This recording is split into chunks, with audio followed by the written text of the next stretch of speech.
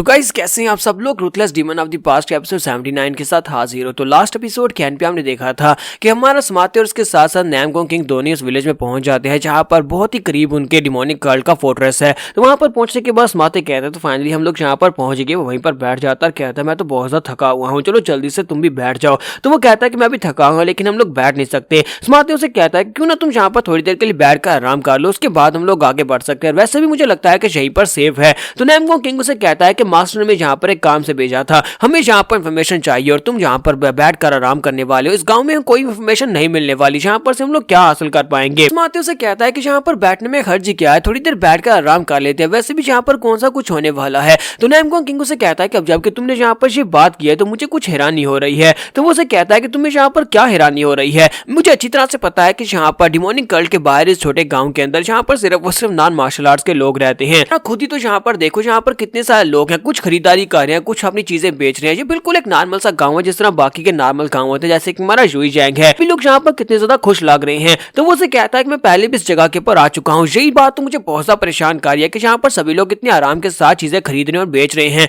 क्योंकि जब मैं लास्ट टाइम यहाँ पर आया था तो यहाँ पर बहुत सारे कल्टिस्ट थे, यानी कि कल्ट के बहुत सारे लोग थे, कल्ट सेक्टर के बहुत सारे लोग यहाँ पर घूमते फिरते रहते हैं और लोगों को यहाँ पर उनके पास से पैसे मांगते रहते हैं। और आज यहाँ पर मुझे एक भी दिखाई नहीं दे रहा। ऐसा कैसे हो सकता है, क्योंकि वो अपनी टेरिटरी में है लेकिन इसके बावजूद हमें यहाँ पर डिमोनिक कल्ट का एक भी स्टूडेंट दिखाई नहीं दे रहा। तो नैमगोंग किंग समाते से कहता है कि यहाँ पर बैठने की बजाय हमें जल्दी से आगे बढ़ना चाहिए। मुझे लगता है कि मैं फोर्ट्रेस के अंदर जाना चाहिए और वहां पर जाकर इन्फॉर्मेशन लेकर आते हैं। समाते से कहता है क्या तुम वाकई में सीरियस हो, क्या तुम वाकई में डिमोनिक कल्ट के अंदर जाना चाहते हो। मास्टर ने मैं कहा था कि खतरे से दूर है ना, हेडक्वार्टर के अंदर मत जाना, और हम लोग अंदर बिल्कुल भी नहीं जाएंगे। जबकि नैमगोंग किंग से कहता है कि मैं कह रहा हूं ना कि हमें अंदर जाना चाहिए, वहीं पर जाकर हमें कुछ मिलेगा ताकि हम लोग मास्टर को जाकर वापस बता सके कि यहाँ पर क्या चल रहा है। और इसी के साथ ही नेक्स्ट सीन जो होता है हमें दूसरी तरफ का दिखाया जाता है। ब्लड डीमन होता है। तो ब्लड डीमन ने मोजोंग क्लैन के लीडर को रस्सियों के साथ बांध रखा होता है और उसे बांध कर वहां पर उसके पास आता है। तो वो वहां पर कह रहा होता है कि मैं मार डालूंगा, मैं उसे मार डालूंगा, मैं उसे मार डालूंगा। कल्ट लीडर उसके सामने खड़ा होता है जबकि मैन हुरियोंग भी वहीं पर होता है। मैन हुरियोंग उसे कहता है कि मास्टर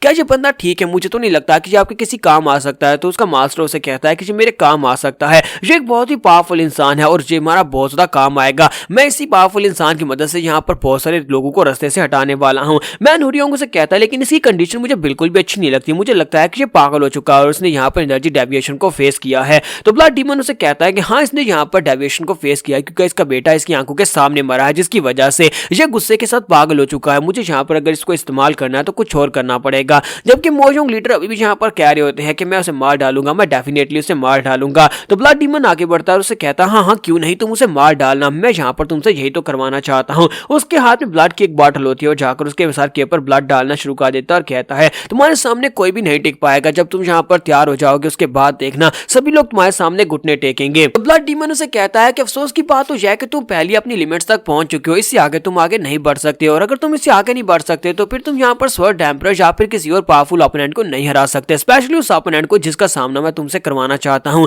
तो तुम्हें यहाँ पर मरना होगा और दोबारा से रीबॉर्न होना होगा। तुमने ये बात तो सुनी होगी कि एक एक्स हमेशा से एक्स ही रहता है, चाहे उसे कितना ही तेज क्यों ना कर ले वो एक्स ही रहेगा, वो कभी तलवार नहीं बन सकता। इसी तरह से तुम्हें यहाँ पर तराशना पड़ेगा, तुम्हें यहाँ पर से रीबॉर्न होना होगा। अगर एक्स को पिघलाकर उसको नई शेप देंगे तभी वो यहाँ पर एक तलवार बन पाएगा। इसी तरह यहाँ पर तुम्हें मरना होगा। मैन हुरियोंग उसे कहता है कि मास्टर जी आप क्या कर रहे हैं। वो अपने पास से नाइफ निकालता है और इसी के साथ ही उसके ऊपर अटैक कर देता है और उसको वहीं पर मार डालता है। तो मोजोंग क्लैन का लीडर वहीं पर मर जाता है। तो उसके मरने के साथ ही वो कहता है मुझे यहाँ पर उस बंदे का वही चेहरा देखना है जो मैं पहले देखता आया हूँ। 1000 साल पहले म्यूरियम अलायंस ऐसी बिल्कुल भी नहीं थी। 1000 साल पहले जो म्यूरियम वर्ल्ड जो था ये बहुत ज्यादा खतरनाक रूथलेस था, जहाँ पर हर तरफ सिर्फ और सिर्फ खून ही खून हुआ करता था, जो जिसे जहाँ पर देखता उसे मार डालता, जहाँ पर सिर्फ और सिर्फ स्ट्रॉन्ग का राज होता था। तुम यहाँ पर दोबारा से रीबॉर्न होगे, तुम मेरे लिए उस दुनिया को दोबारा से क्रिएट करने में मेरा साथ दोगे। ब्लड डीमन यहाँ पर इस बात को लेकर काफी ज्यादा चिंतित होता है कि हमारा वुजुन जो है वो काफी ज्यादा चेंज हो चुका है। तो वो कहता है कि 1000 साल पहले वो बंदा इस तरह का बिल्कुल भी नहीं था, हर वक्त उसके कपड़े खून से लथपथ होते थे, जब वो किसी को मारता था तो उसके चेहरे के ऊपर एक हंसी होती थी, लेकिन अब उसके चेहरे के एक्सप्रेशन ही बहुत ज्यादा अजीब हो चुके हैं और जो देखकर मुझे बहुत ज्यादा गुस्सा आता है। मुझे एक्सप्रेशन बिल्कुल भी नहीं चाहिए, मुझे वो एक्सप्रेशन चाहिए जो 1000 साल पहले थे, जब वो किसी को मारता था उस वक्त हाथ में उसके नाइफ होता था और साथ ही उसके हाथ में उस बंदे जिसको वो मारने वाला आता था उसका गिरेबान होता था और उसको मारने के बाद वो बहुत ही डेविलिश से स्माइल दिया करता था। उस वक्त मुझे वो बहुत ज्यादा पसंद था। अब वो दोबारा से वही ruthless demon of the past बन जाएगा। उसके बाद मेरा उसके साथ सामना होकर हम दोनों अपनी डेस्टिनी को पूरा करेंगे, दोनों में से एक जिएगा और एक मरेगा। एक बार से नेक्स्ट सीन जो होता है हमारे वुजुन का दिखाया जाता है। वुजुन जो होता है उसने जिस बिजनेसमैन को यहाँ पर पास शॉप ओपन करने के लिए बुलाया होता है वो उसके साथ एक फैमिली की तरफ जाता है। वो फैमिली जो कि पहले बहुत ही कमाल की वाइन बनाया करती थी, लेकिन अब वो फैमिली जो है वो फाल हो चुकी है, जिसकी वजह से उन्होंने वाइन बनाना छोड़ दी है। तुम्हारा वो उनसे कहता है कि यही वो घर है, लेकिन यहाँ पर लगता है कि घर की बहुत ही बुरी हालत देखकर यहाँ पर कोई भी नहीं है। वो कहता है कि मुझे लगता है कि वो सभी लोग यहाँ से जा चुके होंगे। कि जगह को जरा देखो तो यहाँ पर तो कोई साफ सफाई भी नहीं है, ऐसा लगता है कि घर पता नहीं सालों से बंद पड़ा है। अगर कोई बेकारी भी होगा तो वो भी यहाँ से भाग चुका होगा। तो इसी के साथ ही वो बंदा उसके साथ आगे बढ़ता और कहता है कि नहीं सर, मुझे लगता है कोई ना कोई यहाँ पर रहता होगा, हमें अंदर जाकर उनके साथ डील करनी होगी। अगर वो लोग मांग जाते हैं तो उसके बाद हम लोग यहाँ पर सबसे बेस्ट वाइन बेचेंगे और उस वाइन के साथ हम लोग गोल्डन मर्चेंट्स को हरा सकते हैं।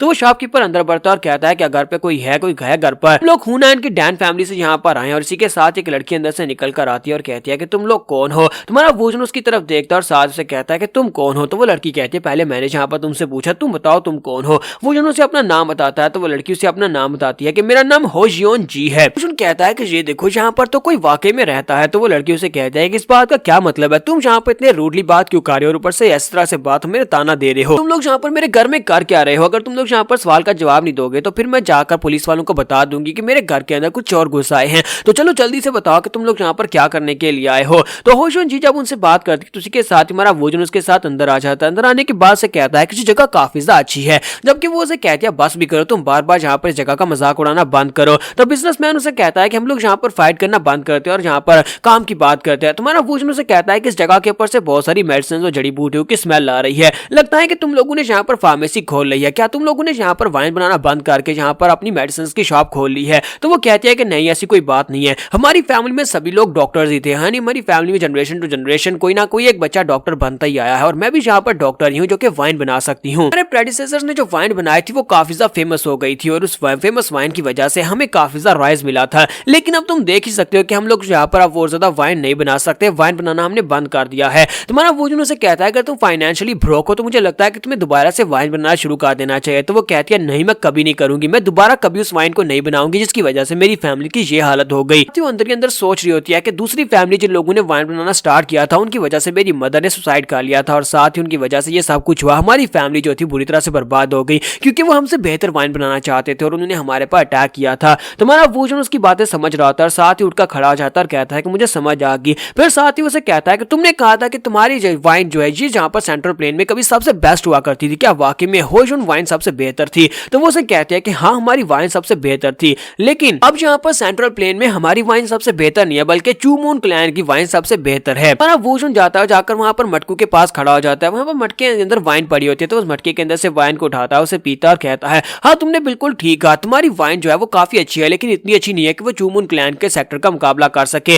तुम इसे बेहतर बना सकती हो। तो वो कहती है कि तुम यहाँ पर हमारी वाइन का मुकाबला उनके साथ कैसे कर सकते हो, हमारी वाइन चूमून क्लैन की वाइन से बहुत ज्यादा बेहतर है, तुम बस यहाँ पर मेरे सामने नौटंकी कर रहे हो। तुम्हारा वोजन उसे कहता है तो फिर क्यों ना तुम यहाँ पर दोबारा से अपनी वाइन को बनाना स्टार्ट करो और मुझे दिखाओ कि तुम यहाँ पर चूमून क्लैन से बेहतर वाइन बना सकती हो। वोजन जी उसे कहती है कि मैं यहाँ पर तुम्हारे लिए वाइन क्यों बनाऊं, मुझे यहाँ पर बदले में क्या मिलेगा। वोजन उसे कहता है कि तुम्हें बदले में वो मिलेगा जो तुम चाहती हो। तो वो कहती है तुम्हें कैसे पता कि मैं क्या चाहती हूँ। तो वोजन उसे कहता है कि मुझे पता है कि तुम क्या चाहती हो, तुम उन सभी लोगों का मरा हुआ देखना चाहती हो और मैं यहाँ पर उन सभी लोगों को तुम्हारे लिए मार डालूंगा। पर हम लोग अपनी एपिसोड 79 का एंड करेंगे। नेक्स्ट एपिसोड में देखेंगे क्या हमारे वोजन ने होजियोन जी के साथ यहाँ पर डील को क्रैक कर लिया या नहीं। एपिसोड की एक्सप्लेनेशन अच्छी लगी हो तो कमेंट करके जरूर बताइएगा। वीडियो को लाइक करना मत भूलिएगा। Thank you.